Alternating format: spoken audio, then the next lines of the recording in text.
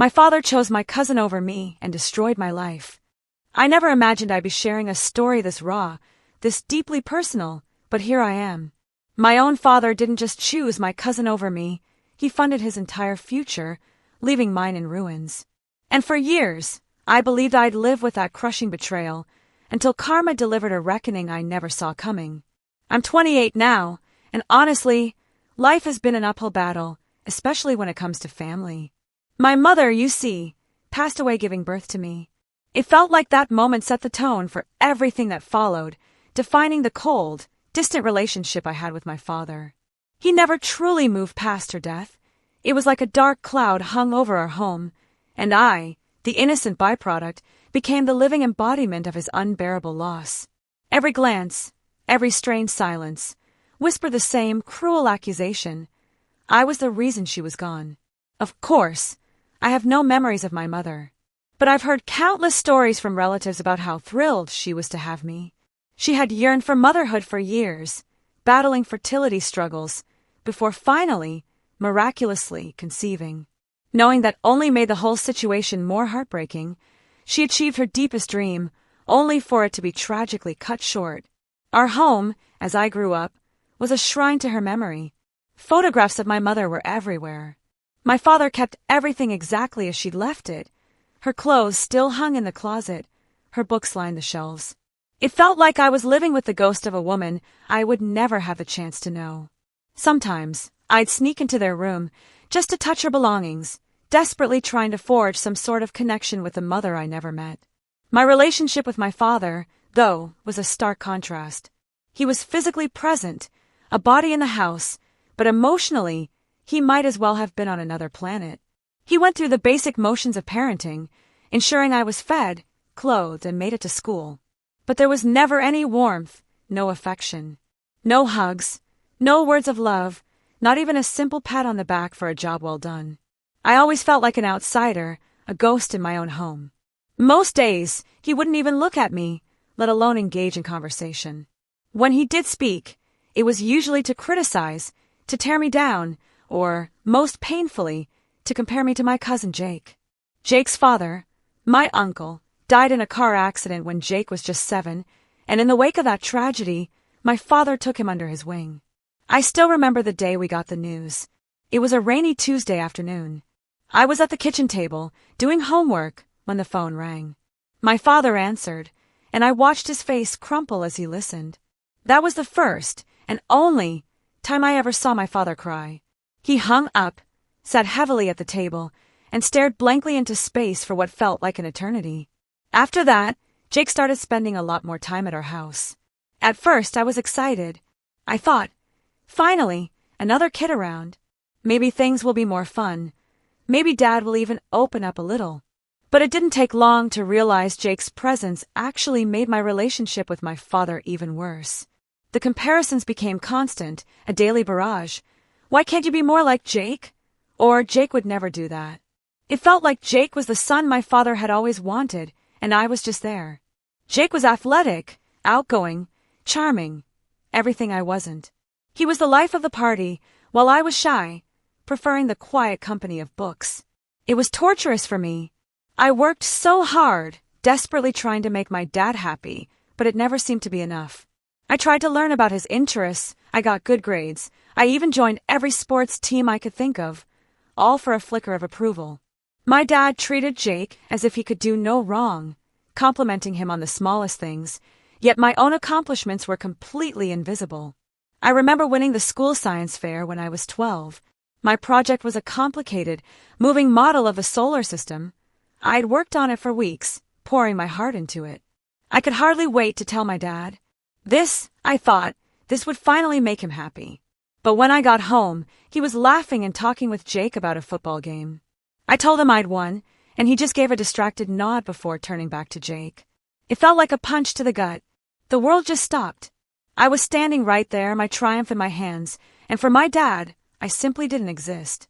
As we got older, the favoritism only grew more pronounced. People would sometimes make fun of us because Jake and I were in the same grade. I consistently did better in school than Jake throughout high school, but my dad always found ways to downplay my achievements. Well, "Jake's got more important things to think about than just grades," he'd say. During one parent-teacher meeting, my English teacher raved about an essay I'd written, telling my dad it was one of the best papers she'd ever seen from a kid my age, and that she believed I had a real talent for writing. My dad just grunted and asked if it would help me get a big grant for sports. The teacher looked utterly confused, and my face burned with shame. Despite all this, a stubborn part of me still yearned for things to change. I reasoned that maybe, just maybe, if I found the right thing, the magic key, it would unlock my dad's adoration. I chased that unattainable dream throughout my childhood and teenage years. But when it came time for college, the true kick in the teeth arrived. I had pushed myself, gotten into a decent university, and was ready to launch my future. I knew money would be tight, but I figured my dad would contribute at least something. Boy, was I wrong.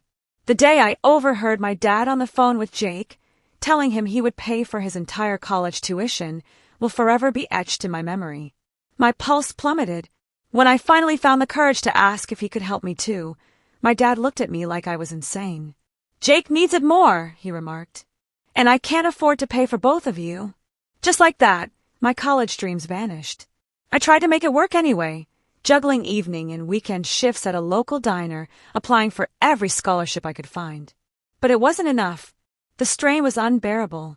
I was trying to balance classes, work enough hours to cover tuition and living expenses, and still find time to study and sleep.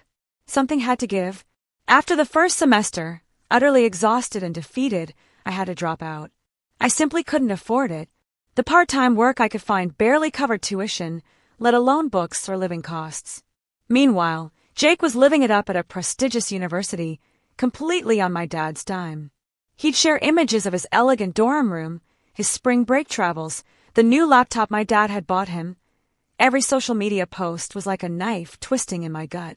That moment was the breaking point for me. I gathered my belongings and left home, cutting off all contact with both my father and Jake. It was incredibly painful, tearing myself away from the only family I'd ever known, but I knew I had to escape that toxic environment.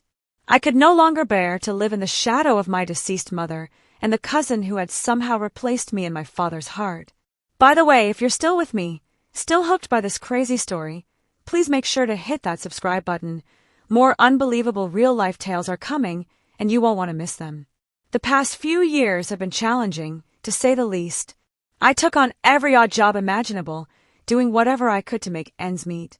I waited tables, worked construction, pulled night shifts at gas stations, anything to ensure I had a roof over my head and food to eat. It's been difficult, especially when I'd see updates from Jake on social media about his incredible college experiences and the great job he secured after graduation. But despite everything, I'm gradually building a life for myself on my own terms. I now have a decent job.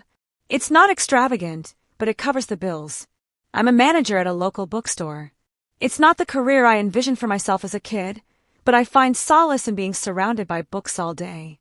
In addition, I'm taking night classes at the community college, slowly working toward the degree I've always wanted. It's not an easy journey, but at least I'm making it happen on my own. Along the way, I've made some incredible friends. People who accept me for who I am, not for who they want me to be. They've become the family I never truly had. We have weekly game nights, go on camping trips when we can afford it, and support each other through thick and thin. It's far from perfect, but it's mine, and that makes all the difference. I thought I had left all that family drama behind me, but life has a funny way of throwing curveballs when you least expect them. Yesterday, I received a call from a number I didn't recognize. When I answered, I was stunned to hear my dad's voice on the other end. It had been 3 years since we last spoke, and now he was reaching out for help. I'm not entirely sure how to feel about this, but one thing is certain. I am no longer that kid desperate for his approval. It's been a week since my dad's unexpected call, and I'm still trying to process everything. Speaking with him on the phone brought back a flood of memories, most of them not good. But his voice was different, older, more worn out, more desperate. He started with small talk, asking how I was doing. It felt awkward and forced, as if he was trying to pretend the last few years hadn't happened. Then he got to the real reason for his call. He needed money, and a lot of it. At first, I was too shocked to respond. This was the man who had never given me a dime for college, who had chosen my cousin over me time and time again, and now he was asking me for financial help. The irony was not lost on me. When I finally found my voice, I asked him why he was coming to me. "What about Jake?" I challenged. "His golden boy? Shouldn't he be the one to help out?" My dad fell silent for a moment, then mumbled something about Jake being busy with his new job and not having the means to help right now. I couldn't help but laugh, a bitter, hollow sound. After years of being told how much better Jake was, how he deserved the opportunities one didn't, now I was supposed to be the one to step up? I made it clear to my dad exactly what I thought about that idea. I suggested he go talk to Jake instead, since he had always been the favorite anyway. There was a long silence on the other end of the line. Then my dad started to say something about how he regretted some of the choices he'd made, how he wanted to make things right, but I cut him off. I told him it was too little, too late. I'd spent years trying to earn his love and approval, and now that he needed something from me, he was ready to play the remorseful father. I ended the call shortly after that. A wave of conflicting feelings washed over me as soon as I hung up. I turned him away, and a part of me felt bad about it because he was still my father. But a bigger, stronger part of me felt relieved. For the first time, I had truly stood up for myself against him. I didn't cave into the desperate need for his approval that had driven me for so long. The next few days were tough. I kept replaying the conversation in my head, wondering if I had done the right thing. I thought about all the times I needed aid and he wasn't there. Sure, it was the college tuition, but it was also the little moments when a child needed their father. School activities, girl advice, learning to drive. He had been missing throughout. I remembered my first heartbreak, when I was 16. Her name was Sarah, and I thought she was the one. We'd been dating for 6 months when she broke up with me for one of the football players. I was devastated. I came home that day, eyes red from crying, and my dad was in his usual spot on the couch, watching TV. He barely looked up when I walked in. I stood there for a moment, hoping he would ask what was wrong, but he just grunted and told me I was blocking the screen. I went to my room and cried myself to sleep that night, or the time I got my driver's license. Most of my friends' dads had taught them how to drive, but not mine. I had to beg my neighbor, Mr. Johnson, to teach me. When I finally passed the test, I came home, excited to share the news. My dad was in the garage, working on his car with Jake. I showed them my new license. Jake congratulated me, but my dad just nodded and went back to explaining something about the engine to Jake. I don't think he ever let me drive his car. Another thing that gnawed at me was wondering what kind of trouble he was in to need my money. My dad was always very proud, almost to a fault. It had to be something truly significant for him to reach out in this way. Even with everything, I was still a little worried about him. But then I thought about all the times I had been worried about my own future, struggling to make enough money since I had to quit college. What did he care about then? I had to work things out by myself, which I did. I made my own life without his help. Why should I help him right now? I remembered the year I lived on my own after moving out, starting over in a new place where no one knew me. I got any job I could find, and found a tiny studio apartment that I could barely afford. I cleaned during the day and worked as a bartender at night. I was always tired, but I got through it. When I got home from work some nights, my feet aching and smelling of smoke and beer, I wondered if I had made a mistake. I could have swallowed my pride, stayed home, and tried to work things out with my dad. But then I remembered being constantly judged and never feeling good enough, and I knew I had made the right choice. As the days went by, I started to feel better about my decision. I understood that by not giving in to his request, I was finally giving him a taste of reality. I wasn't the same kid he used to be able to ignore and push around. Today, I'm an adult. I choose for myself, and I don't owe him anything. Still, I couldn't help but be interested. What had exactly caused this to happen? What happened that Jake, the perfect child, couldn't or wouldn't help? There were times when I wanted to find out more about what was going on with my dad and my cousin, but I hesitated. Did I really want to open that can of worms? Was it worth potentially stirring up all that old pain and resentment? I thought about getting in touch with Jake's mom, my aunt. Even though she was sometimes cold, she was always nice to me.